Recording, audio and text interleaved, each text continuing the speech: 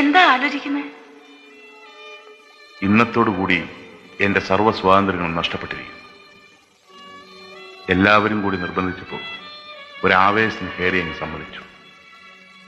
ഇപ്പോ വല്ലാത്തൊരു പേടി. അതെന്താ? അതങ്ങനെ.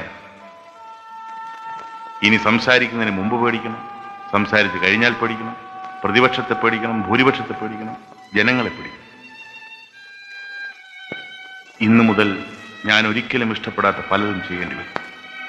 അനാവശ്യമായ കീഴ്വഴക്കങ്ങൾ, പ്രോട്ടോകോൾ, കൃത്രിമമായ ബഹുമാനം, ഒരിക്കലും നടക്കാൻ സാധ്യതയില്ലാത്ത വാഗ്ദാനങ്ങൾ, അങ്ങനെ പലതും. ഇഷ്ടമില്ലെങ്കിൽ പിന്നെ എന്തിനാ സ്വീകരിച്ചത്? അധികാരവും പദവിയൊന്നും ഇല്ലെങ്കിലും സാരമില്ല, സമാധാനം വേണം. എനിക്ക് ആ ഒരു ആഗ്രഹമേ ഉള്ളൂ. ഞാനൊന്ന് ശ്രമിച്ചു നോക്കട്ടെ. പിന്നൊരു കാര്യം, ഡേറ്റിനകത്തൊരു രാജിക്കത്ത് എഴുതി വെച്ചിട്ടാണ് ഞാൻ സത്യപ്രതിജ്ഞ ചെയ്തത്.